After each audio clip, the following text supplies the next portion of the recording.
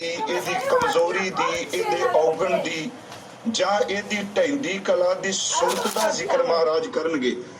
ਉੱਥੇ ਸੱਚ ਏਵੇ ਸਿਹੀਣਤਾ ਚ ਡੁੱਬੇ ਹੋਏ ਨੂੰ ਫਿਰ ਦੁਬਾਰਾ ਦੀ ਸੁਰਤ ਨੂੰ ਉੱਚਾ ਚੁੱਕਣ ਵਾਸਤੇ ਸਤਿਗੁਰੂ ਸਾਨੂੰ ਸ਼ਬਦ ਨਾਲ ਬਹੁਤ ਵੱਡਾ ਤਿਰਵਾਸ ਦਿੰਦੇ।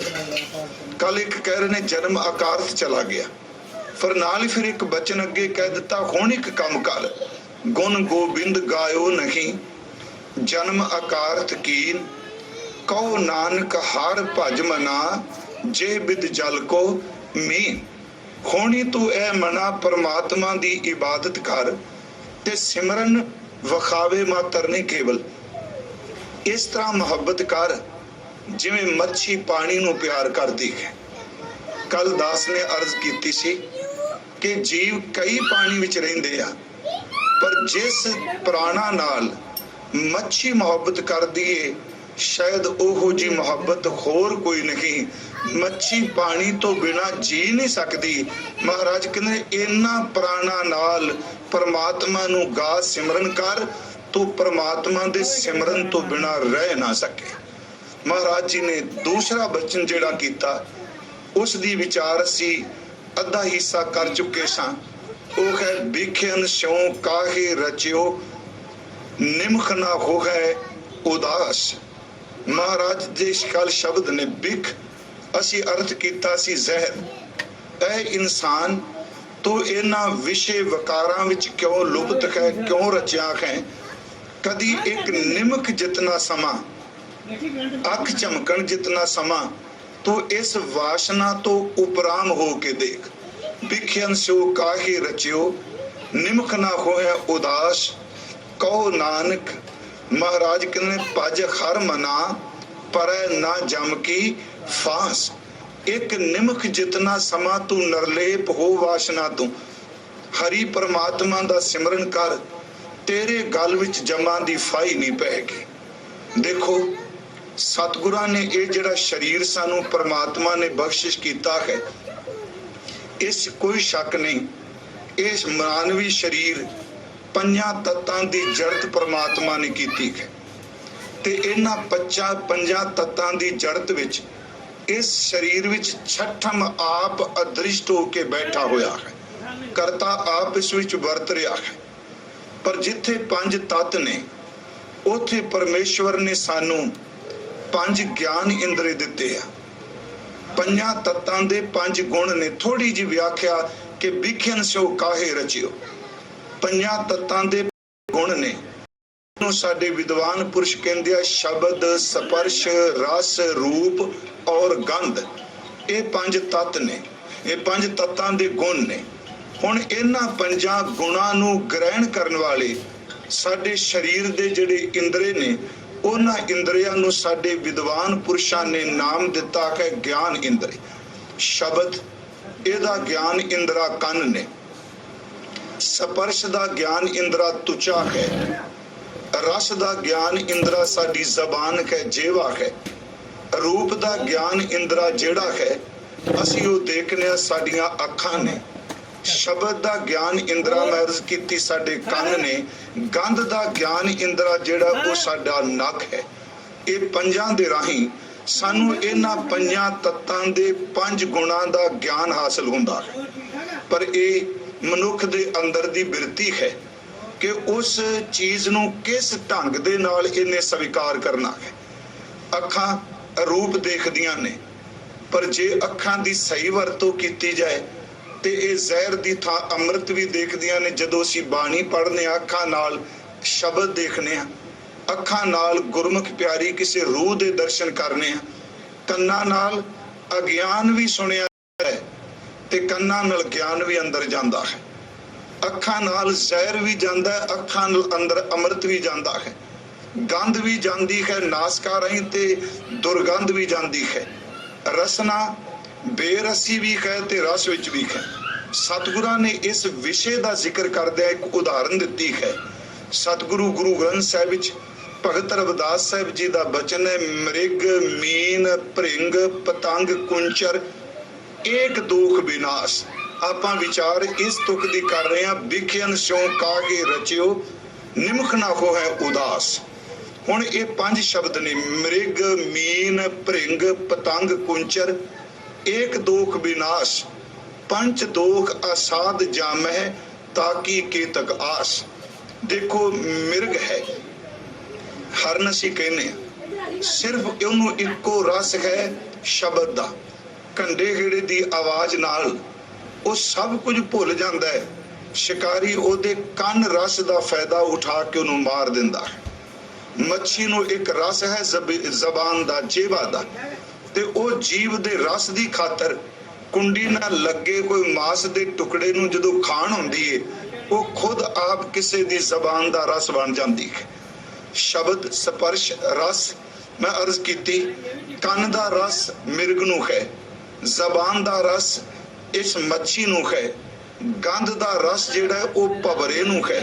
ਉਹ ਆਉਂਦਾ ਹੈ ਫੁੱਲ ਖਿੜੇ ਤੇ ਬੈਠਦਾ ਹੈ, ਕਿਉਂਕਿ ਬਾਣੀ ਵਿੱਚ ਇਸ ਦਾ ਬੜੀ ਵਾਰੀ ਜ਼ਿਕਰ ਕੀਤਾ ਹੈ, ਤੇ ਉਸ ਗੰਧ ਵਿੱਚ ਇੰਨਾ ਕੁ ਉਹ ਮਸਤ ਹੋ ਜਾਂਦਾ ਹੈ, ਫੁੱਲ ਆਪਣੀਆਂ ਪੰਖੜੀਆਂ ਸਮੇਟਦਾ ਹੈ ਤੇ ਭਵਰੇ ਦੀ ਮੌਤ ਹੋ ਜਾਂਦੀ ਹੈ। ਉਸ ਤੋਂ ਅਗਲੀ ਬੇਨਤੀ ਜਿਹੜਾ ਸਪਰਸ਼ ਦਾ ਰਸ ਹੈ, ਇਹਦੇ ਬਾਰੇ ਸਤਿਗੁਰਾਂ ਨੇ ਬਾਣੀ ਵਿੱਚ ਕੁੰਚਰ ਹਾਥੀ ਦਾ ਜ਼ਿਕਰ ਕੀਤਾ ਹੈ ਕਿ ਕਾਲ ਬੂਤ ਕੀ ਹਸਤਨੀ ਮਨ ਬੌਰਾ ਰੇ। ਉਹ ਸਪਰਸ਼ ਕਰਕੇ ਸਾਰੀ ਜ਼ਿੰਦਗੀ ਗੁਲਾਮ ਬਣ ਕੇ ਰਹਿੰਦਾ ਹੈ। ਰੂਪ ਦਾ ਜਿਹੜਾ ਰਸ ਹੈ ਉਹ ਪਤੰਗੇ ਨੂੰ ਹੈ, ਬਲਦੇ ਹੋਏ ਦੀਵੇ ਦੇ ਉੱਤੇ ਪਤੰਗਾ ਸੜ ਜਾਂਦਾ ਹੈ। ਮਹਾਰਾਜ ਸਾਨੂੰ ਸਮਝਾਉਣ ਲਈ ਕਹਿੰਦੇ ਨੇ, ਐ ਇਨਸਾਨ ਤੇਰਾ ਕੀ ਬਣੇਗਾ। ਮਿਰਗ ਨੂੰ ਸਿਰਫ ਕੰਨ ਰਸ ਹੈ, ਮੱਛੀ ਨੂੰ ਜੀਭ ਦਾ ਰਸ ਹੈ, ਭਵਰੇ ਨੂੰ ਨਾਸਕਾ ਦਾ ਰਸ ਹੈ, ਅਸੀਂ ਪਤੰਗੇ ਨੂੰ ਦੇਖਦੇ ਹਾਂ, ਇਹ ਰੂਪ ਦਾ ਰਸ ਹੈ। ਇਹ ਇੱਕ ਇੱਕ ਜੀਵ ਜਿਹੜਾ ਹੈ, ਇਹ ਇੱਕ ਇੱਕ ਰਸ ਦੀ ਖਾਤਰ ਇੱਕ ਇੱਕ ਇੰਦਰੇ ਨੇ ਇਹਨਾਂ ਦੀ ਜ਼ਿੰਦਗੀ ਤਬਾਹ ਕਰ ਦਿੱਤੀ। ਇਨਸਾਨ ਤੇਰਾ ਕੀ ਬਣੇਗਾ, ਤੇਰੇ ਇਕੱਲੇ ਵਿੱਚ ਹੀ 5 ਵਰਦੇ ਪਏ। ਤੂੰ ਹਰ ਵਕਤ ਇਹਦੇ ਖਚਤ ਹੈ। ਸਤਿਗੁਰਾਂ ਦਾ ਬਚਨ, ਮ੍ਰਿਗ, ਮੀਨ, ਭ੍ਰਿੰਗ, ਪਤੰਗ, ਕੁੰਚਰ, ਏਕ ਦੋਖ ਵਿਨਾਸ਼, ਪੰਚ ਦੋਖ ਅਸਾਧ ਜਾਮੈ, ਤਾਕੀ ਕੇਤਕ ਆਸ। ਤੇਰੀ ਕੀ ਆਸ ਹੈ। ਅਸਾਧ ਅਰਥ ਹੈ ਜਿਹੜੇ ਸਾਧੇ ਨਾ ਜਾ ਸਕਣ, ਕਾਬੂ ਨਾ ਆ ਸਕਣ, ਇਲਾਜ ਨਾ ਹੋ ਸਕੇ। ਹਜ਼ੂਰ ਕਹਿੰਦੇ ਨੇ ਤੂੰ ਵਾਸ਼ਨਾ ਵਿੱਚ ਲੁਪਤ ਹੈ।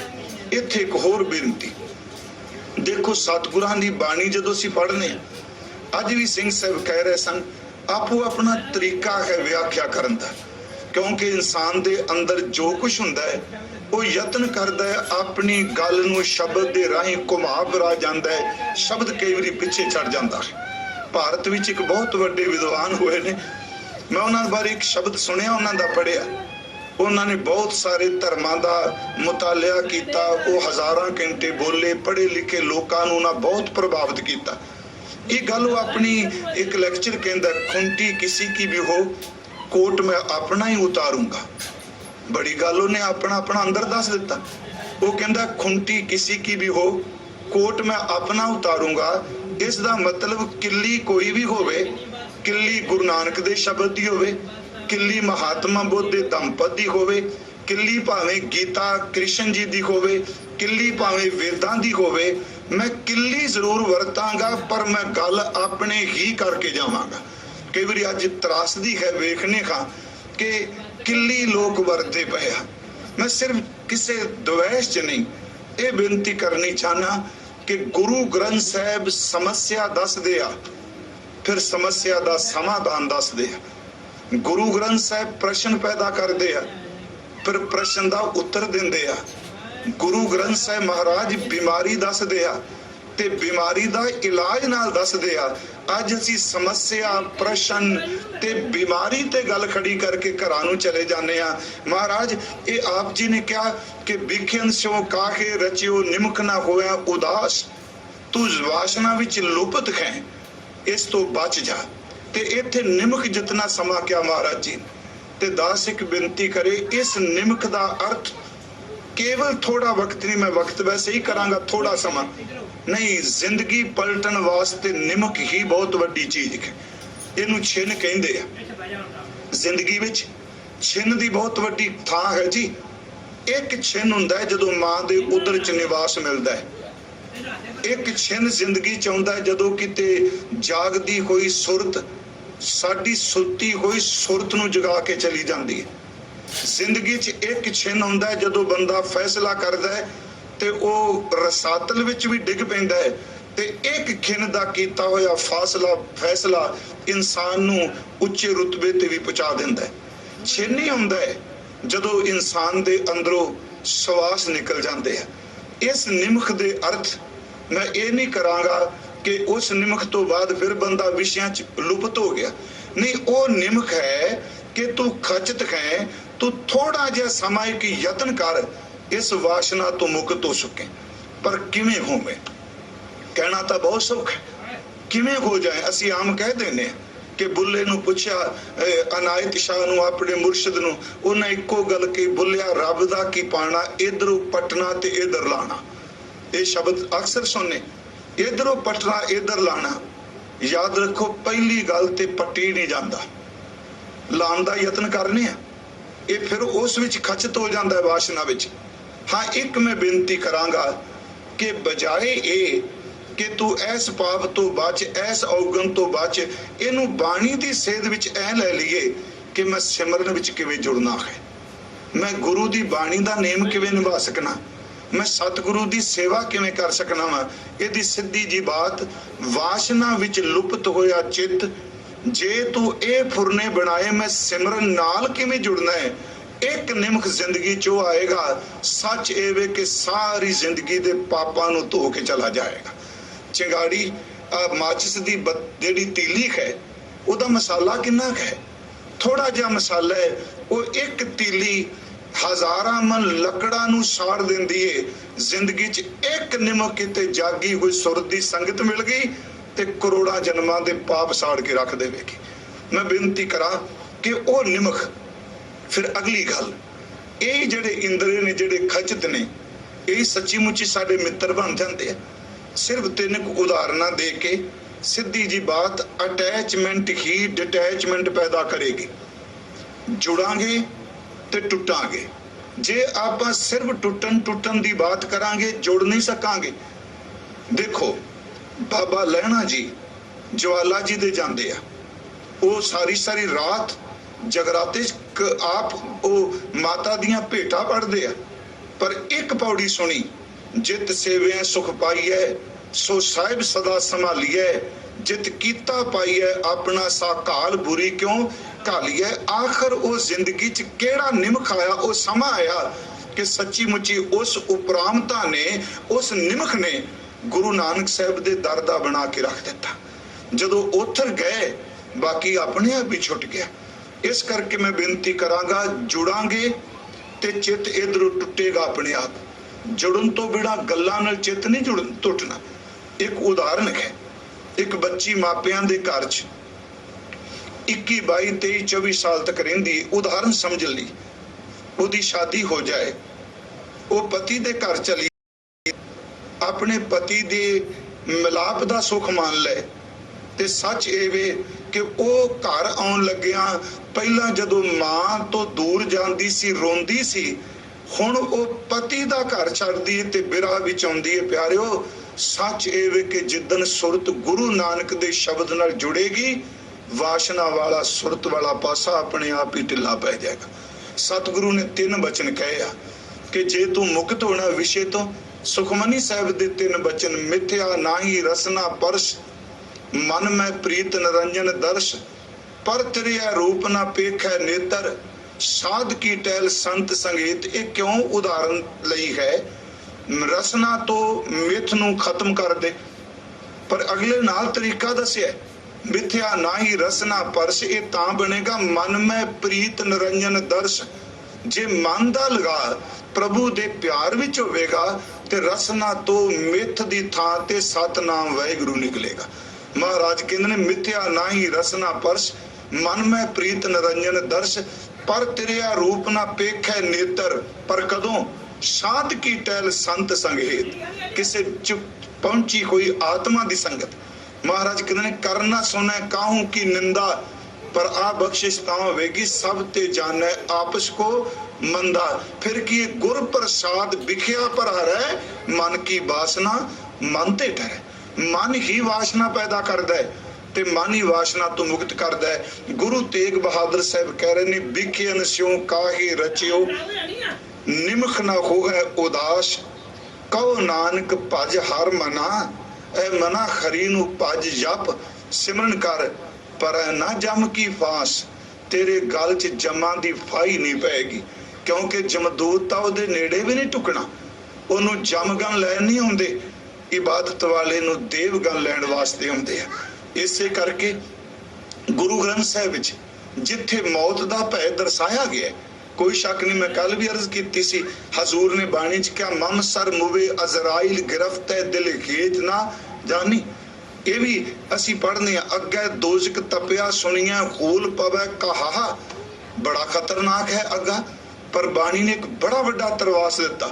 ਕਬੀਰ ਸਾਹਿਬ ਦਾ ਬਚਨ ਹੈ, ਕਬੀਰ ਮੇਰੀ ਬੁੱਧ ਕੋ, ਮੇਰੇ ਕਰਮ ਨੂੰ ਮੇਰੀ ਅਕਲ ਨੂੰ ਜਮ ਨਾ ਕਰੇ ਤਿਸਕਾਰ, ਜਿਨ ਇਹ ਜਮਵਾ ਸਿਰਜਿਆ ਸੋ ਜਪਿਆ ਪਰਵਦਗਾਰ। ਮਹਾਰਾਜ ਕਹਿੰਦੇ ਨਿਮਖ ਮਾਤਰ ਤੂੰ ਸ਼ੁਰੂ ਕਰ ਤੇ ਥੋੜਾ ਜਿਹਾ ਸਮੇਂ ਸ਼ੁਰੂ ਕਰ, 5-5 ਮਿੰਟ में वैसे निमक शब्द ਤਾਂ ਬਿਲਕੁਲ ਹੀ ਥੋੜਾ ਹੈ। ਮੈਂ ਕਹਾਂਗਾ ਇੱਕ ਘੜੀ ਆਦੀ ਹੂਨ ਆਦ, ਤੂੰ 3 ਮਿੰਟ ਤੋਂ ਸ਼ੁਰੂ ਘਰ 'ਚ ਬੈਠਾ ਹੈ, ਤੂੰ ਇਹ ਨੇਮ ਹੀ ਬਣਾ ਲੈ ਵੀ ਸਵੇਰੇ 3 ਮਿੰਟ ਮੈਂ ਈਮਾਨਦਾਰੀ ਨਾਲ ਗੁਰੂ ਦੇ ਸ਼ਬਦ ਦਾ ਜਾਪ ਕਰਨਾ ਹੀ ਕਰਨਾ ਹੈ। ਇੱਕ ਨਿਮਖ ਜ਼ਿੰਦਗੀ ਪਲਟ ਜਾਂਦਾ। ਇਸ ਤੋਂ ਅਗਲਾ ਜਿਹੜਾ ਬਚਨ ਹੈ ਮਹਾਰਾਜ ਜੀ ਨੇ ਕਿਹਾ ਤਰਨਾਪੋ ਇਉਂ ਹੀ ਗਇਓ ਲਿਓ ਜਰਾ ਤਨ ਜੀਤ। ਇਹਦੇ ਅਖਰੀ ਅਰਥ ਸ਼ਬਦ ਹੈ ਤਰਨਾਪੋ, ਤਰਨ ਅਵਸਥਾ। ਇਹਦਾ ਅਰਥ ਕਰਾਂਗੇ ਜਵਾਨੀ ਦੀ ਅਵਸਥਾ, ਜੋਬਨ ਦੀ ਅਵਸਥਾ, ਜਦੋਂ ਇਹ ਨਕਾ ਨਕ ਬੰਦਾ ਤਾਕਤ ਨਾਲ ਭਰਿਆ ਹੋਇਆ। ਮਹਾਰਾਜ ਕਹਿੰਦੇ ਤਰਨਾਪੋ ਇਉਂ ਹੀ ਗਇਓ, ਜਵਾਨੀ ਦਾ ਵਕਤ, ਜਵਾਨੀ ਦਾ ਸਮਾਂ ਐਵੇਂ ਹੀ ਚਲਾ ਗਿਆ। ਤੇ ਨਾਲ ਬਚਨ ਕੀਤਾ ਲਿਓ ਜਰਾ ਤਨ ਜੀਤ। ਇੱਥੇ ਜਰ ਦਾ ਅਰਥ ਹੈ ਬੁਢੇਪਾ ਤੇ ਤਨ ਦਾ ਅਰਥ ਅਸੀਂ ਕਰਨੇ ਆ ਸਰੀਰ, ਜਿੱਤ ਦਾ ਜੀਤ ਦਾ ਅਰਥ ਜਿੱਤਣਾ। ਕਹਿੰਦੇ ਜਵਾਨੀ ਦਾ ਜਿਹੜਾ ਵਕਤ ਸੀ ਉਹ ਅਜਾਈ ਚਲਾ ਗਿਆ। ਤਰਨਾਪੋ ਇਉਂ ਹੀ ਗਇਓ ਲਿਓ ਜਰਾ ਤਨ ਜੀਤ। ਕਹਿੰਦੇ ਨੇ ਭਾਈ ਸੱਜਣੋ, ਬੁਢੇਪੇ ਨੇ ਆ ਕੇ ਜਵਾਨੀ ਨੂੰ ਜਿੱਤ ਲਿਆ, ਇਹਨੇ ਤਨ ਨੂੰ ਜਿੱਤ ਲਿਆ। ਕਹੋ ਨਾਨਕ ਭਜ ਹਰ ਮਨਾ। ਧੰਨ ਗੁਰੂ ਤੇਗ ਬਹਾਦਰ ਜੀ ਕਹਿੰਦੇ ਨੇ ਜਵਾਨੀ ਚਲੀ ਗਈ, ਬੁਢੇਪੇ ਨੇ ਕਬਜ਼ਾ ਕਰ ਲਿਆ ਸਰੀਰ ਦੇ ਉੱਤੇ। ਇਹ ਮੇਰੇ ਮਨਾ ਤੂੰ ਹਰੀ ਨੂੰ ਜਪ, ਕਹੋ ਨਾਨਕ ਭਜ ਹਰ ਮਨਾ। ਵੇਖੀ ਕਿਆ ਬੁਢੇਪੇ ਵਾਲੇ ਦਿਨ ਵੀ ਨਾ ਨਿਕਲ ਜਾਣ। ਔਦ ਜਾਤ ਹੈ ਬੀਤ, ਇੱਥੇ ਔਦ ਦਾ ਅਰਥ ਉਮਰ, ਆਰਬਲਾ, ਇਹ ਕਰਾਂਗੇ ਆਯੂ। ਜਾਤ ਦਰ ਤੇ ਜਾਰੀ ਹੈ, ਬੀਤ ਦਰ ਤੇ ਚਲੀ ਜਾਣੀ, ਬੀਤੀਤ ਹੋ ਜਾਣੀ। ਹੇ ਮਨਾ ਤੂੰ ਹਰੀ ਦੇ ਨਾਮ ਦਾ ਸਿਮਰਨ ਕਰ, ਤੇਰੇ ਸਰੀਰ ਨੂੰ ਬੁਢੇਪੇ ਨੇ ਜਿੱਤ ਲਿਆ ਹੈ ਤੇ ਇਹ ਉਮਰ ਵੀ ਨਿਕਲਦੀ ਪਈ ਹੈ, ਤੂੰ ਪ੍ਰਮਾਤਮਾ ਦਾ ਸਿਮਰਨ ਕਿਉਂ ਨਹੀਂ ਕਰ ਰਿਹਾ, ਉਹਦਾ ਯਾਦ ਕਰ। ਇਹ ਦੋਨਾਂ ਸ਼ਲੋਕਾਂ ਦਾ ਪ੍ਰਕਰਨ ਇੱਕੋ ਹੀ ਚੱਲੇਗਾ। ਤਰਨਾਪੋ ਇਉਂ ਹੀ ਗਇਓ ਲਿਓ ਜਰਾ ਕਹੋ ਨਾਨਕ ਹਰ ਭਜ ਮਨਾ, ਔਦ ਜਾਤ ਹੈ ਬੀਤ। ਹੁਣ ਜਦੋਂ ਤਨ ਨੂੰ ਬੁਢੇਪੇ ਨੇ ਜਿੱਤ ਲਿਆ, ਅੱਗੇ ਦੀ ਵਿਆਖਿਆ ਆਪਾਂ ਕਰਨੇ, ਪਹਿਲਾ ਆਖਰੀ ਅਰਥ ਨੇ। ਮਹਾਰਾਜ ਕਹਿੰਦੇ ਨੇ ਬਿਰਧ ਭਇਓ ਲਿਓ ਜਰਾ ਤਨ ਜੀਤ। ਹੁਣ ਇਸ ਗੱਲ ਨੂੰ ਅਗਲੇ ਸ਼ਲੋਕ ਚ ਮਹਾਰਾਜ ਨਾਲ ਹੀ ਬਖਸ਼ਿਸ਼ ਕਰ ਰਹੇ ਆ, ਬਜ਼ੁਰਗ ਹੋ ਗਿਆ, ਬਿਰਧ ਹੋ ਗਿਆ, ਸੋਝਿਆ ਨਹੀਂ, ਹੁਣ ਕੋਈ ਗੱਲ ਦੀ ਸਮਝ ਨਹੀਂ ਪੈਂਦੀ ਪਈ। ਬਿਰਧ ਭਇਓ ਸੋਝਿਆ ਨਹੀਂ, ਕਾਲ ਪਹੁੰਚਿਓ ਆਨ। ਜਵਾਨੀ ਤੋਂ ਬਾਅਦ ਬੁਢੇਪਾ ਆਇਆ, ਬੁਢੇਪੇ ਸਮਝ ਕੋਈ ਨਹੀਂ ਪੈਂਦੀ ਪਈ। ਤੇ ਗੁਰੂ ਤੇਗ ਬਹਾਦਰ ਕਹਿੰਦੇ ਨੇ ਉਹ ਦੇਖ ਅਗਲੇ ਪੜਾਂ ਦੀ ਤੂੰ ਗੱਲ ਨਹੀਂ ਕਰਦਾ ਪਿਆ, ਅਗਲਾ ਪੜਾਂ ਤੇਰੇ ਸਾਹਮਣੇ ਮੌਤ ਆਉਂਦੀ ਪਈ ਹੈ। ਕਾਲ ਪਹੁੰਚਿਓ ਆਨ। ਫਿਰ ਦੇਖੋ ਇੱਕ ਬਖਸ਼ਿਸ਼ ਕੀਤੀ, ਇਸ ਸਮੇਂ ਨੂੰ ਵੀ ਗੁਰੂ ਕਹਿੰਦੇ ਨੇ ਤੂੰ ਗਵਾ ਨਾ। ਕਹੋ ਨਾਨਕ ਨਰ ਬਾਵਰੇ। ਸਤਿਗੁਰੂ ਗੁਰੂ ਤੇਗ ਬਹਾਦਰ ਕਹਿ ਰਹੇ ਨਰ ਬਾਵਰੇ ਦਰ ਤੇ ਉਹ ਝੱਲੇ ਬੰਦਿਆ, ਬਾਵਰੇ ਬੰਦਿਆ, ਮੂਰਖ ਇਨਸਾਨਾ। ਕਹੋ ਨਾਨਕ ਨਰ ਬਾਵਰੇ ਕਿਉਂ ਨਾ ਭਜੈ ਭਗਵਾਨ। ਇਹ ਝੱਲੇ ਬੰਦੇ ਤੂੰ ਕਿਉਂ ਨੂੰ ਪਰਮਾਤਮਾ ਨੂੰ ਯਾਦ ਨਹੀਂ ਪਿਆ ਕਰਦਾ। ਇਹਨਾਂ ਦੋ ਸ਼ਲੋਕਾਂ ਚ ਸਤਿਗੁਰਾਂ ਨੇ ਇੱਕ ਬਖਸ਼ਿਸ਼ ਕੀਤੀ, ਇੱਕ ਜਵਾਨੀ, ਬੁਢੇਪਾ ਤੇ ਬੁਢੇਪੇ ਤੋਂ ਬਾਅਦ ਸਾਹਮਣੇ ਆਉਂਦੀ ਦਿਸੀ ਮੌਤ। ਉਸ ਮੌਤ ਤੋਂ ਪਹਿਲਾਂ ਜਿਹੜਾ ਬੁਢੇਪੇ ਦਾ ਵਕਤ ਹੈ ਉਹਨੂੰ ਹੀ ਤੂੰ ਸਾਂਭ ਲੈ। ਜਵਾਨੀ ਤਾਂ ਚਲੀ ਗਈ। ਉਂਝ ਗੁਰੂ ਗ੍ਰੰਥ ਸਾਹਿਬ ਦੀ ਬਾਣੀ ਚ ਸਤਿਗੁਰਾਂ ਨੇ ਹਰ ਅਵਸਥਾ ਤੇ ਬਹੁਤ ਚਾਨਣ ਪਾਇਆ ਹੈ। ਚਲੋ ਇੱਥੇ ਸਿਰਫ ਤਰਨਾਪੋ ਸ਼ਬਦ ਵਰਤਿਆ ਹੈ, ਅੱਗੇ ਜਦੋਂ ਪਾਠ ਕਰਾਂਗੇ ਬਾਲ ਜਵਾਨੀ ਅਰ ਬਿਰਧ ਪੁਨ 3 ਅਵਸਥਾ ਜਾਨ। ਜਦੋਂ ਬੰਦੇ ਤੇ ਜਵਾਨੀ ਹੁੰਦੀ, ਖੁਸ਼ਕਿਸਮਤ ਨੇ ਉਹ ਇਨਸਾਨ ਜਿਹੜੇ ਭਰ ਜੋਬਨ ਵਿੱਚ ਕਰਤਾਰ ਦੇ ਚਰਨਾਂ ਵਿੱਚ, ਰੱਬ ਦੇ ਚਰਨਾਂ ਵਿੱਚ ਜੁੜ ਜਾਂਦੇ। ਨਹੀਂ ਤੇ ਸੱਚ ਇਹ ਵੇ, ਜਵਾਨੀ ਬੰਦੇ ਨੂੰ ਬੰਦਾ ਨਹੀਂ ਸਮਝਦੀ। ਜਵਾਨੀ ਉਸ ਗੱਲ ਨੂੰ ਸਮਝਦੀ ਨਹੀਂ। ਸਤਿਗੁਰਾਂ ਨੇ ਤਾਂ ਇੱਕ ਸ਼ਬਦ ਵਰਤਿਆ, ਜੋਬਨ ਧਨ ਪ੍ਰਭ ਤਾਕੈ ਮਦ ਮੈਂ ਐਨਸ ਰਹੇ ਦੀਵਾਨਾ।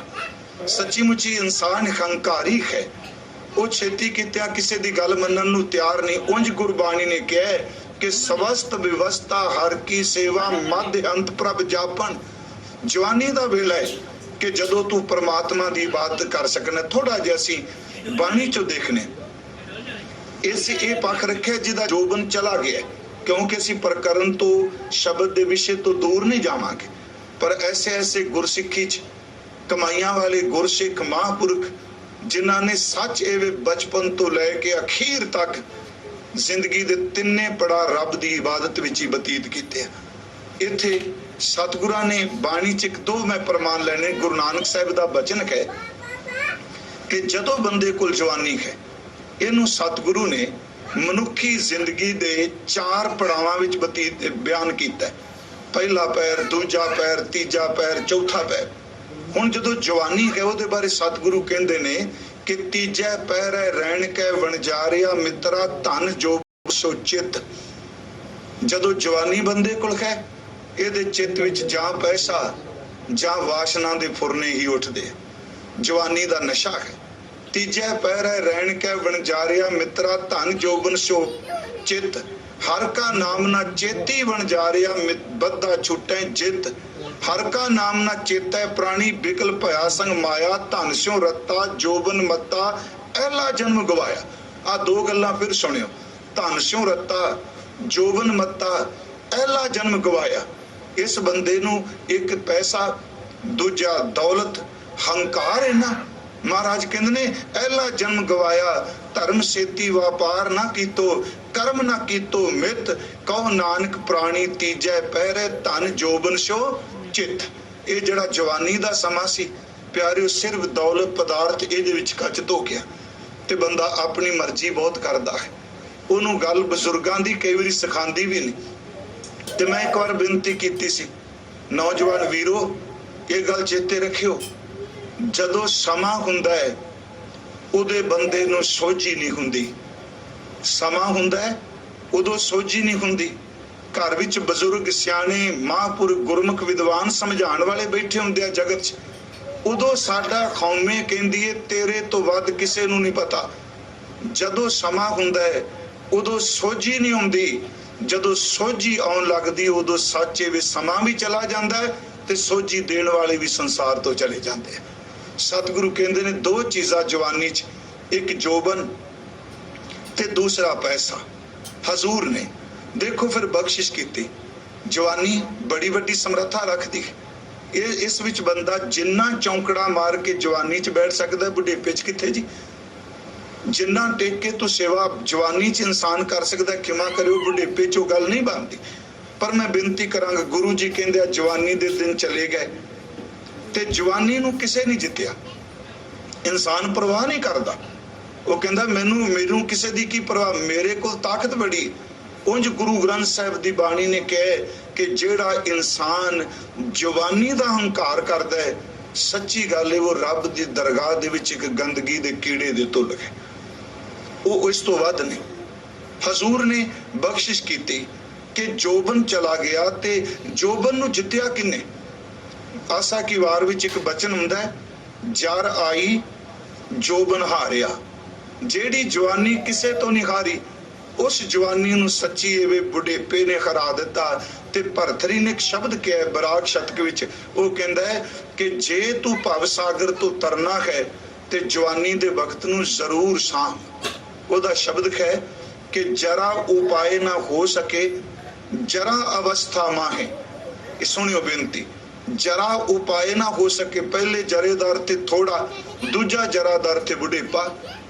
ਥੋੜਾ ਜਿਹਾ ਵੀ ਉਪਾਅ ਨਹੀਂ ਹੋ ਸਕੇਗਾ ਬੁਢੇਪੇ ਵਿੱਚ। ਜਰਾ ਉਪਾਏ ਨਾ ਹੋ ਕੇ ਜਰਾ ਅਵਸਥਾ ਮਾਹੇ ਭਵ ਸਾਗਰ ਕੇ ਤਰਨ ਕੋ ਤਰਨ ਅਵਸਥਾ ਆਏ। ਭਵ ਸਾਗਰ ਨੂੰ ਤਰਨ ਦੇ ਲਈ ਇੱਕ ਤੇਰੇ ਕੋ ਰੱਬ ਨੇ ਜਵਾਨੀ ਦਾ ਵਕਤ ਦਿੱਤਾ ਹੈ। जोबन हार जाता है। सतगुरु कहते ने तरनापो इयों ही गयो लियो जरा तन जीत। बुढ़ेपे ने जित लिया।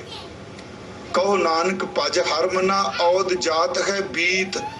जेड़ा आ तन जित लिया तेरे ते बुढ़ेपा आ गया, हुण ये भी किते निकल ना जाए। देखो फिर बेनती सुनियो, आप कहोगे पहला जवानी की गल की, हुण बुढ़ेपा आ गया, ते गुरु जी कहते अजे भी कुछ नहीं बिगड़िया, हिम्मत मार होए किते आ ही समा ना तेरा निकल जाए किते, क्योंकि बुढ़ेपे दियां अपनियां मजबूरियां। अगे गुरु जी कहते बिरध भयो सोझै नहीं काल पहुंचो आन। जदों तरनापो चला गया, बुढ़ेपे ने जित लिया, हुण बुढ़ेपा आ गया, कोई समझ नहीं पैंदी पई। क्यों? क्योंकि गुरबाणी ने कहा, देखो बुढ़ेपा किवें जितदा साडे धन नूं। सन्मानयोग बाबा फरीद साहब जी महाराज, उन्हां दे 3-4 बचन ने। उन्होंने जवानी की गल भी की ते बुढ़ेपे की गल भी की। किवें बुढ़ेपे ने जित लिया धन।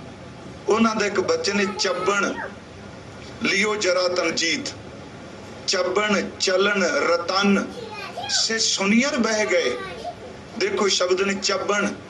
अज किन्ना बंदा बेबस हो गया जी, जिन्हां दंदां दे नाल एक करड़ी तो करड़ी चीज भन दिंदा सी, तोड़ दिंदा सी, अज सच्ची मुच्ची वो दंद ही टुटने शुरू हो गए। जिन्हां पैरां नाल किन्ने किन्ने मील तक सफर करदा सी, अज वो पैर वो गोडे साथ छड्ड के। चबण चलन ते तीसरा शब्द रतन, ਜਿਹੜੀਆਂ ਅੱਖਾਂ रत्ना की तरह चमकदियां सन। प्यारिओ अज उन्हां अखां नूं दिसदी कोई नहीं। चबण चलन रतन से सुनियर, कान भी बोले हो गए, से सुनियर बह गए। अगे बाबा साहब ने देखो क्या कहते ने, शरीर वही है, तन वही है जिहड़ा जवानी वेले सी, पर अज दंद कोई नहीं, अखां 'च जोत कोई नहीं, कन्नां 'च सरोत कोई नहीं, पैरां 'च ताकत कोई नहीं। खेड़े मुत्ती ढा खेड़ा दर ते शरीर। शरीर ने ढा मार के क्या से जानी चल गए। जेड़े प्यारे मेरे इंद्रे सने, वेखो शरीर मेरा प्या मेरा साथ छड्ड के चले गए। किन्नी बेबसी है बुढ़ेपे विच। बाबा साहब ने तां एक शब्द कहा, इन्नी निक्की जंगी है थल डूंगर पर पव्योम। जित गया अज बुढ़ेपा, जोबन खार गया, जर आई जोबन खारे। जिन्हां लत्तां नाल पहाड़ां ते चढ़ जांदा सा, कहंदे अज वुजू करना है ते कुझा पानी दा सराणे पिया ते इन्नी भी तन विच सत्या नहीं रखी कि उठ के पानी दा कुझा चुक के मैं वुजू ही कर सका। बाबा साहब दे बचन ने, इन्नी निक्की जंगी है थल डूंगर पव्योम। अज फरीदा कुजड़ा सै कोहा थियोम। अज सराणे पिया होया कुझा भी सैकड़े कोख है। मैं इत्थे 2 बेनतियां आप नूं होर करांगा। देखो इत्थे सतगुरु ने बिल्कुल ये सच क्या, पहला जवानी है, जवानी तो बाद बुढ़ेपा है, हुण बिरध पयो सूझा नहीं काल पहुंचिया, सामने मौत है। पर बंदा छेती कित्या बुढ़ेपे भी जाके मौत की गल बहु गिनती च नहीं करते। डर लगता है। 50 तो बाद बंदा, 50 सालों तो बाद सच्ची मुच्ची बंदा 1 साल दी खलो जाता। जे कोई पुछो कई साल अपनी उम्र 50 55 दसी जाता, क्योंकि अगे दसेगा डर लगता पे। नहीं प्यारिओ, जिदा अंदर जाग पवे, जिन्नू 12 साल दी उम्र विच समझ पै जाए, सच्ची गल वो सही अर्थां दे विच रूहानियत दा बिरध बन जाता है, जिन्नू समझ पै जाए। जिवें एक उदाहरण दस दिंदा है कि धन गुरु नानक साहब जी नूं 12 साल दी उम्र च भाई बूढ़ा जी मिलदे।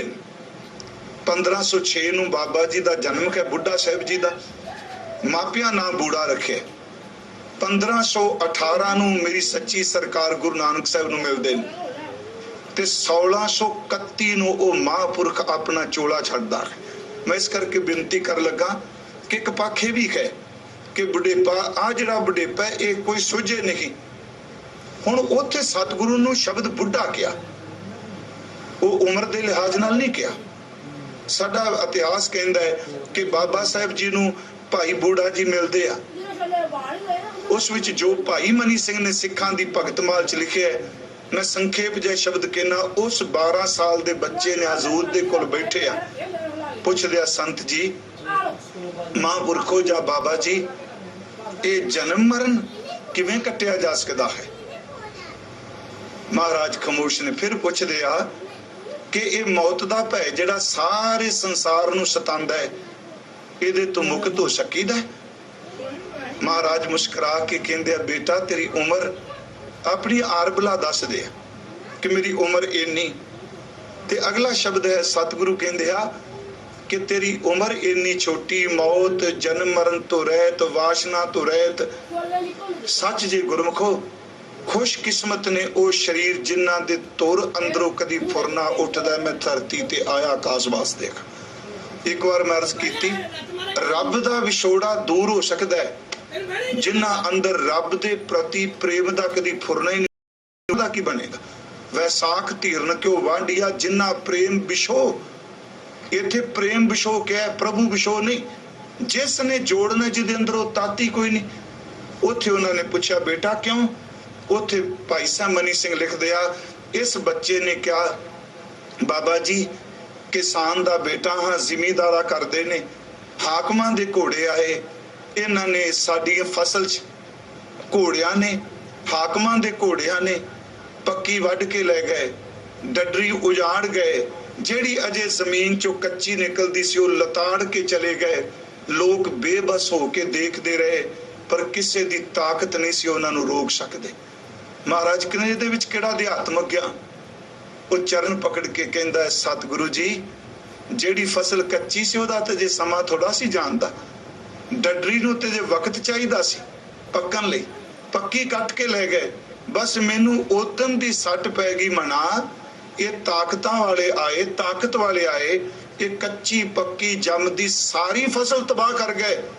जमदूत तां इन्ना शक्तिशाली है, वो बचपन विच भी लै जाए, वो जवानी विच भी लै जाए, बुढ़ेपे विच तां उन्हें लिजाना ही लिजाना है। महाराज उत्थे एक शब्द कहंदे आ कि बेटा उम्र तेरी बच्चियां वाली है, पर गल्लां तू बुढ़ियां वालियां करना है।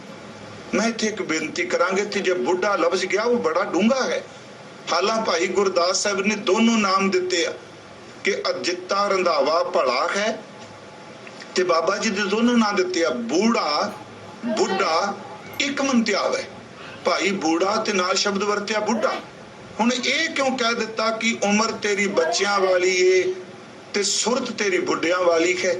जिन्नी को दास नूं सोझी पई, मैनूं इंज लगदा है जिहड़ा अज दा श्लोक है कि जदों बंदा मां उदों मां भविख की गल करदी है। बाबा जी ने कहा कि जो जननी गर्भ पालती सुत की कर आसा, वड्डा होए धन खाट दे कर भोग बिलासा।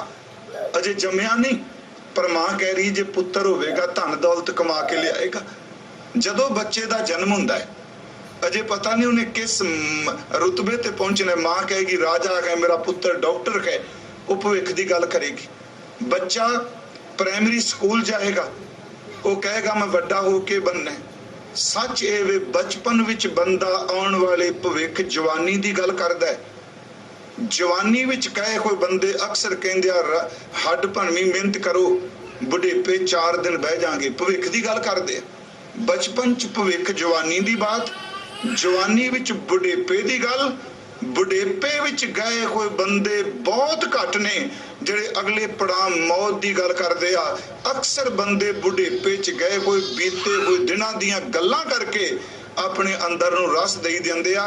जवानी विच तन करके रस माणदे आ ते बुढ़ेपे विच उस माणे होए नूं चेते करके रस माणी जांदे आ।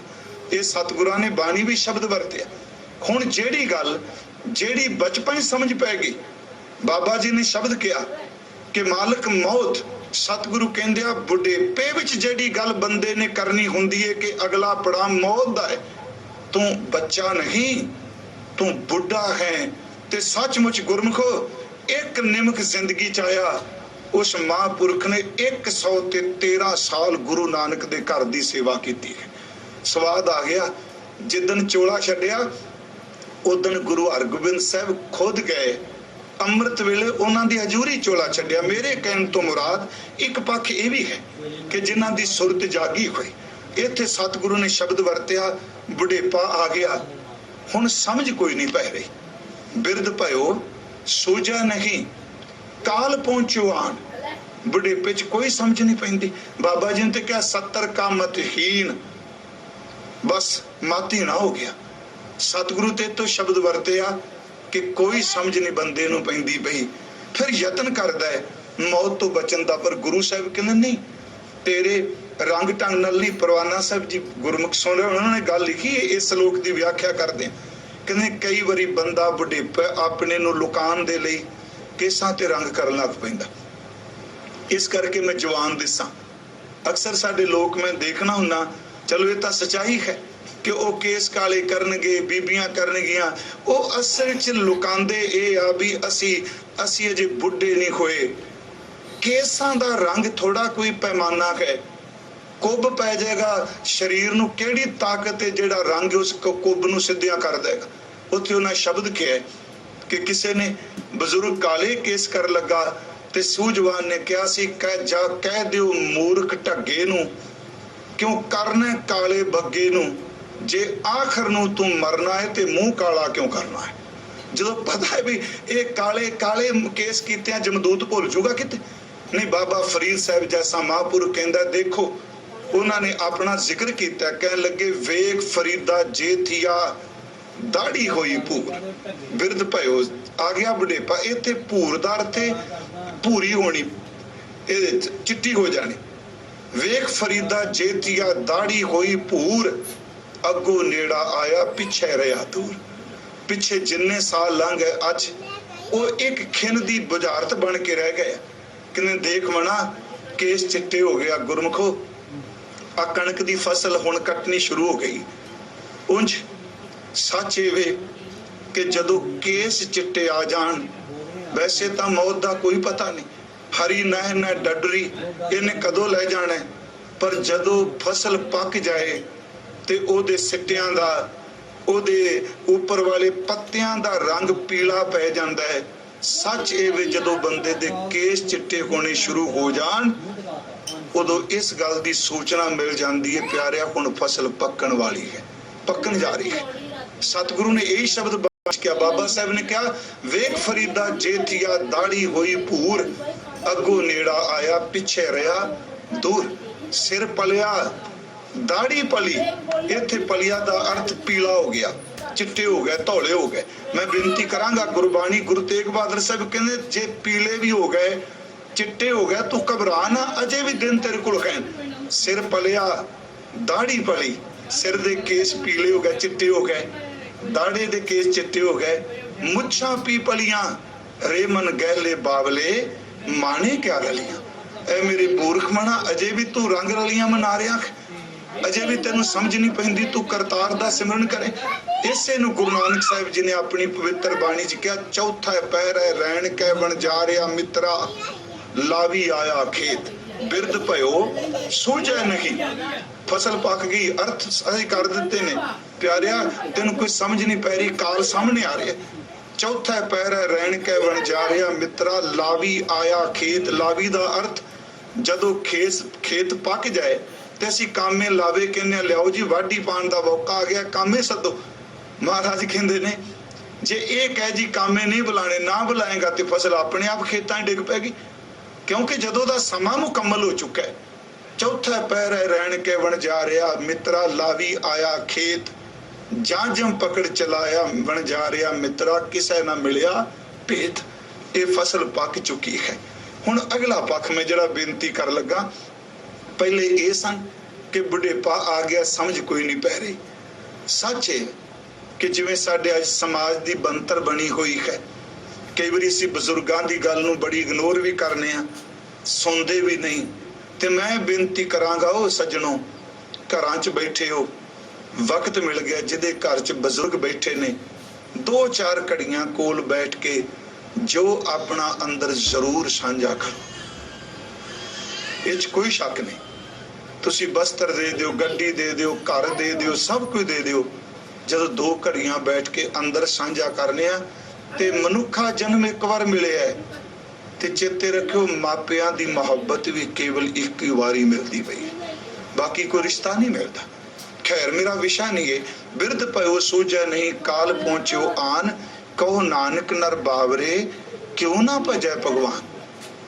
महाराज कहंदे ने झल्ले ओ बावरे बंदिया, जे बुढ़ेपा ही आ गया हुण इहनूं क्यों जाई गवा रहे। गुरु ग्रंथ साहिब की बाणी ने आ है सुरत नूं डिगन ना देना। कहो नानक नर बाबरे क्यों ना भजै भगवान, क्यों ना भजै भगवान। बुढ़ेपा आ गया हुण क्यों नहीं जपदा पिया। इत्थे नहीं क्या भी कहो बाबरे बंदे तेरा कुछ नहीं बनना। वेखो इस श्लोक नूं फिर ध्यान नाल वेखो। कहो नानक नर बाबरे ओ झल्ले बंदिया क्यों ना भजै भगवान, क्यों नहीं तू सिमरन कर रहा। इसे करके कबीर साहब ने कहा रैन गई मत दिन पी जाए। ये बचन है बाणी च। रैन दा लफ्जी अर्थ रात है। रात हुंदी है काली, काली प्रतीक है जवानी दे दिन जदों केस काले ने। रैन गई मत दिन पी जाए। दिन हुंदा चिट्टा ते केस हो गए चिट्टे। इत्थे रैन जवानी दे वक्त नूं क्या है ते जेड़ा दिन चिट्टा है वो बुढ़ेपे दे समय नूं क्या है। रैन गई मत दिन पी जाए, मता बुढ़ेपा चला जाए। भवर गए बग बैठे आए। भवरे दा रंग हुंदा काला, केश काले भवरे सन, वो चले गए ते बगले दा रंग है श्वेत। आ जेड़ा वक्त तेनू मिलिया बुढ़ेपे दा समा मिलिया है, देख यही सांभ लै किते यही व्यर्थ ना चला जाए। रैन गई मत दिन पी जाए, भवर गए बग बैठे आए। प्यारिओ एडी वड्डी चढ़दी कला आ भी बुढ़ेपा मैं क्या अर्ज कीती, जवानी नू बुढ़ेपा जित गया, बुढ़ेपे सामने मौत खलोती, काल पहुंचियो आन। पर सतगुरु जेड़ा पहुंचियो शब्द है ਇਹਦੇ ਵਿੱਚ ਦਾ ਜਿਹੜਾ ਸਮਾਂ ਹੈ ਜਿਹੜੇ ਅਜੇ ਆਈ ਨਹੀਂ ਆ ਰਹੀ ਹੈ, ਨੇੜੇ ਆ ਗਈ ਹੈ। ਸਤਿਗੁਰੂ ਗੁਰੂ ਤੇਗ ਬਹਾਦਰ ਕਹਿੰਦੇ ਨੇ ਇਸ ਸਮੇਂ ਨੂੰ ਵੀ ਨਾ ਅਜਾਈ ਜਾਣ ਦੇ। ਇਹ ਹੈ ਗੁਰੂ ਨਾਨਕ ਸਾਹਿਬ ਦੇ ਘਰ ਦੀ ਬਖਸ਼ਿਸ਼ ਤੇ ਸ਼ਬਦ ਦੀ ਚੜ੍ਹਦੀ ਕਲਾ।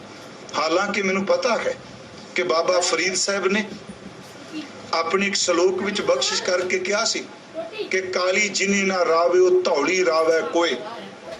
जिन्हें जवानी च चेते नहीं किया उन्हें बुढ़ेपे च की करना जी। काली जिनी ना रावे ओ धौली रावे कोई, कर साई सो पिरहड़ी रंग नवेला होए। इस श्लोक विच कोई शक नहीं। मैं अगे क्या स्वस्थ अवस्था हर की सेवा बाणी ने कहा, पर गुरु अमरदास की जिंदगी का तजर्बा है। उन्होंने 12 साल गागर ढोई है, उन्होंने इबादत की है ते सच ए बुढ़ेपे दे दिनां च गाखड़ी कार कमा के गुरु पद ते असीन होके कहंदे ने काली धौली साहिब सदा है। जे को चित करे अपना लाया पिरम ना लगई, जे लोचे सब कोए ए पिरम प्याला खसम का जय भावे तै ते। वो वड्डी उदाहरण दे रहे हैं। मैं बेनती करांगा कि गुरु जी कहंदे आ हुण भी तू सिमरन कर। आ जिहड़ा समा तेरे कोल बुढ़ेपे दा है इनू क्यों जाई गवाना है। इहदे विच रब दी बड़ी बख्शिश, क्योंकि मैं अर्ज कीती बुढ़ेपे विच अक्सर वो गल्लां फुरनियां दे रूप विच सतांदियां ने ਜਿਹੜੀਆਂ ਬੰਦੇ ने जवानी विच कर्म करके भोगियां ਹੁੰਦੀਆਂ ਨੇ।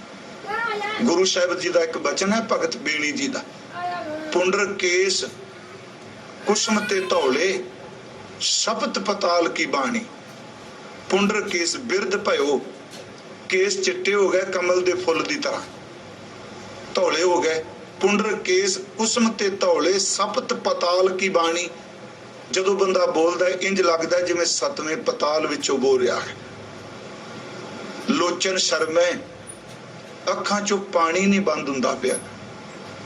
बुद्ध बल नाठी, सूझै नहीं, समझ भी नहीं पै रही, ताकत भी नहीं रही। ते अगे गल ध्यान नाल सुनियो कि केस चिट्टे हो गए, बुद्ध चली गई, बल चला गया, कोई समझ नहीं पैंदी, आवाज नहीं निकलती। पर महाराज कहने ता काम पव समाधानी, ताकत नहीं, बुद्धि नहीं। पर प्यारिया तेरी सुरत विच तां ओही कामना दे फुरने चलदे पए जिहड़े जवानी तू भोगदा रहा है। पर इस नूं जे बुढ़ेपे विच जिहड़ा समा मिलिया है, इंसान वध तो वध इबादत वाले पासे लादा है। उंज वैसे गुरु घर च असली बुजुर्गी वे घर बुजुर्गी बायदत कुन बंदगी, वरना आखिर में कशी शर्मंदगी। एक उदाहरण दास आप जी नूं श्रीमान भाई साहब भाई वीर सिंह जी उन्हां दे जीवन नाल संबंधित घटना है।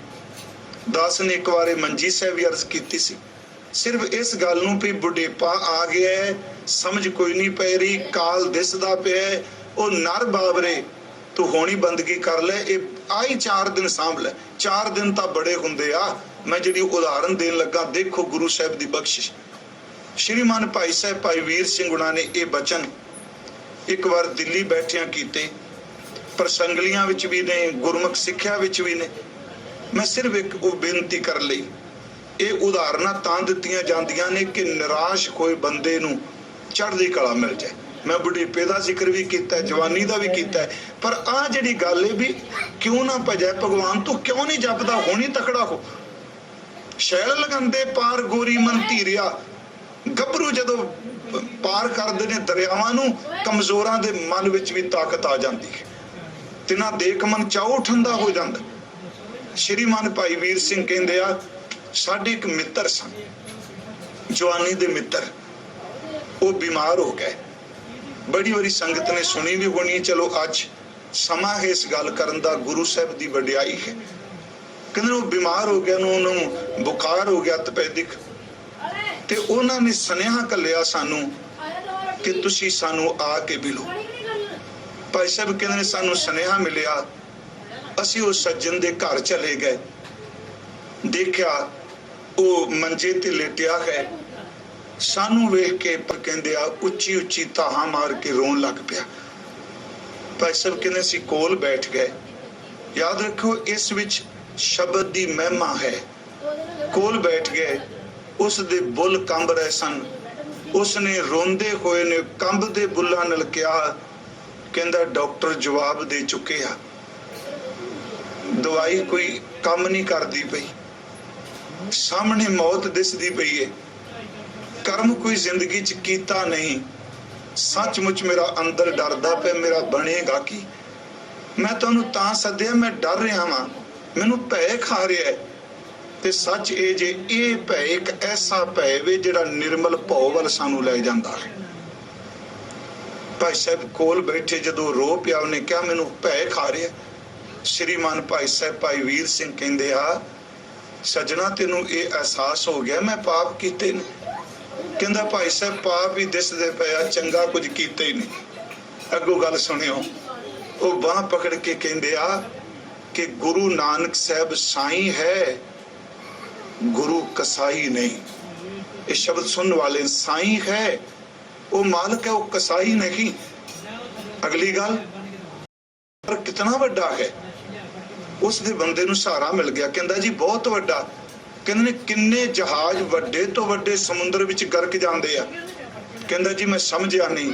भाई साहब कहंदे आ, गुरु नानक दी बख्शीश, मेरे मुर्शद दी बख्शीश, मेरे रब दी बख्शीश समुंदर तो भी गहरी है। जिवें समुंदर विच जहाज करक जांदे आ, गुरु दी बख्शिश दे समुंदर विच करोड़ा जन्मां दे पाप गरक जांदे आ। अगे रो रहा सी, पछतावा सी, हुण अखां च चमक आ गई। कहंदा की करा? भाई साहब हाथ पकड़ के कहंदे आ, बोल मेरे पिछे वाहिगुरू। उन्हें शब्द बोलिया वाहिगुरू, बोल धन गुरु नानक साहब जी। उन्हें शब्द बोलिया धन गुरु नानक साहब जी, नाल बुलाई गए, जपाई गए। ते जदों उठ के आए, उन्होंने कहंदे बस एक गल चेते, तू हुण गुरु नानक साहब दी बख्शिश वाल वेखना, अपने पापां वाल नहीं वेखना। पाप सीमा विच ने, बख्शिश असीम है। असी हद विच हां, बख्शण वाला बेहद है। तू इधर देख, ऐसी चिनक लगी जी, वाहिगुरू शब्द शुरू कर दिता। धन गुरु नानक साहब कहन लग पे। भाई साहब कहंदे ने 2 रातां निकलियां उन्हां दियां, लिखिया खुद उन्हां वचन जिहड़ा कीता। कहंदे ने एक रात, दूसरी रात सानू दूजे दिन रात सुपना हुंदा है, असी दरबार साहब जा रहे हां, लाची बेर ते सज्जन बैठा है ते मैनू आवाज दे के कहंदा भाई जी मैनू धन गुरु नानक साहब ने अपने चरनां च बुला लिया है। आ देखो बेर मिठे। कहंदे साडी अख खुल गई, पसीना जाया शरीर ते देखिया समा 1:15 सी, रात दा 1:15 हो चुके सन। असी नौकर नूं भेजिया सवेरे, जा पुछ के आ। उन्हां दस्सिया जी ये सज्जन तां रात 1:15 ते चलाना कर चुका, चलाना कर गया। मैं एक आप नूं बेनती करा, एक ऐसा वर्तारा है, गुरु केवल आम मास्टर ना समझिए, टीचर ना समझिए। ਗੁਰੂ ਤੇਗ ਬਹਾਦਰ ਕਹਿੰਦੇ ਨੇ ਚੱਲ ਜਵਾਨੀ ਚਲੀ ਗਈ, ਬੁਢੇਪੇ ਨੇ ਜਵਾਨੀ ਨੂੰ ਜਿੱਤ ਲਿਆ ਹੈ। ਹੁਣ ਬੁਢੇਪੇ 'ਚ ਕੋਈ ਸਮਝ ਨਹੀਂ ਪੈਂਦੀ, ਪਰ ਅਜੂ ਸਮਝ ਕੱਚ ਬਿਗੜਿਓ ਨਾਹਿਨ ਭਜ ਲੈ ਰਾਮ ਮੁਰਾਰ। ਅਜੇ ਵੀ ਕੁਝ ਨਹੀਂ ਵਿਗੜਿਆ। ਉਹ ਨਰ ਬਾਬਰੇ, ਤੂੰ ਉਸ ਕਰਤਾਰ ਨੂੰ, ਪਰਮਾਤਮਾ ਨੂੰ ਚੇਤੇ ਕਰ। ਸਤਿਗੁਰੂ ਕਿਰਪਾ ਕਰੇ, ਸਾਨੂੰ ਸਭ ਨੂੰ ਸਮਤ ਬਖਸ਼ੇ। ਇਹ ਦੋ ਸ਼ਲੋਕ ਫਿਰ ਧਿਆਨ ਨਾਲ ਸੁਣਿਓ। ਤਰਨਾਪੋ ਇਉਂ ਹੀ ਗਇਓ, ਜਵਾਨੀ ਐਵੇਂ ਚਲੀ ਗਈ। ਮਹਾਰਾਜ ਕਹਿੰਦੇ ਨੇ ਲਿਓ ਜਰਾ ਤਨ ਜੀਤ, ਬੁਢੇਪੇ ਨੇ ਤਨ ਨੂੰ ਜਿੱਤ ਲਿਆ। ਕਹੋ ਨਾਨਕ ਭਜ ਖਰ ਮਨਾ, ਮੇਰੇ ਮਨਾ ਤੂੰ ਖਰੀ ਨੂੰ ਜਾਪੋਏ। ਔਦ ਜਾਤ ਹੈ ਬੀਤ, ਉਮਰ ਲੰਘਦੀ ਪਈ ਹੈ। ਬਿਰਧ ਭਇਓ ਸੋਝੈ ਨਹੀਂ, ਕੋਈ ਸਮਝ ਨਹੀਂ ਪੈ ਰਹੀ। ਕਾਲ ਪਹੁੰਚਿਓ ਆਨ, ਸਮਾਂ ਆ ਗਏ ਤੇਰਾ ਮੌਤ ਦਾ ਸਾਹਮਣੇ। ਮਹਾਰਾਜ ਕਹਿੰਦੇ ਨੇ ਇੱਕ ਕੰਮ ਕਰ, ਕਹੋ ਨਾਨਕ ਨਰ ਬਾਬਰੇ ਕਿਉਂ ਨਾ ਭਜੈ ਭਗਵਾਨ। ਤੂੰ ਕਿਉਂ ਉਹਨੂੰ ਚੇਤੇ ਨਹੀਂ ਕਰਦਾ, ਉਹਦਾ ਸਿਮਰਨ ਨਹੀਂ ਕਰਦਾ। ਇੰਨੀਆਂ ਕੋਈ ਬੇਨਤੀਆਂ ਆਪ ਜੀ ਨੇ ਸਵੀਕਾਰ ਕਰਨੀਆਂ। ਮੇਰੇ ਤੋਂ ਲਫ਼ਜ਼ ਤਲਫ਼ਜ਼ ਬੋਲਦੇ ਆ, ਬੇਅੰਤ ਭੁੱਲਾਂ ਹੋਈਆਂ ਨੇ ਸਾਧ ਸੰਗਤ ਜੀ। ਮੈਂ ਆਰਾਮ ਵਿੱਚ ਅਰਜ਼ ਕੀਤੀ, ਇਕੱਲੇ ਬੈਠ ਕੇ ਠੀਕ ਹੈ ਮਨ ਨੂੰ ਟਿਕਾਉਣ ਦਾ ਯਤਨ ਕਰਨੇ ਆ। ਸੰਗਤ ਵਿੱਚ ਗੁਰੂ ਦੀ ਬਹੁਤ ਬਖਸ਼ਿਸ਼ ਵਰਦੀ ਹੈ।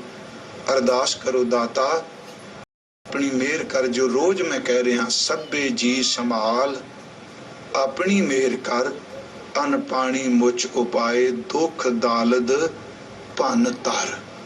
ਇਹ ਤੋੜ ਦੇ, ਸਤਿਗੁਰੂ ਕਿਰਪਾ ਕਰੇ। ਇੰਨੀਆਂ ਕੋਈ ਬੇਨਤੀਆਂ ਸਵੀਕਾਰ ਕਰਨੀਆਂ, ਹੋਈਆਂ ਭੁੱਲਾਂ ਬਖਸ਼ ਦੇਣੀਆਂ। ਕੱਲ ਨੂੰ ਸਤਿਗੁਰੂ ਫਿਰ ਮਿਹਰ ਕਰੇ, ਆਪ ਜੀ ਦੇ ਦਰਸ਼ਨ ਕਰਾਂਗਾ ਜੀ। ਵਾਹਿਗੁਰੂ ਜੀ ਕਾ ਖਾਲਸਾ, ਵਾਹਿਗੁਰੂ ਜੀ ਕੀ ਫਤਿਹ।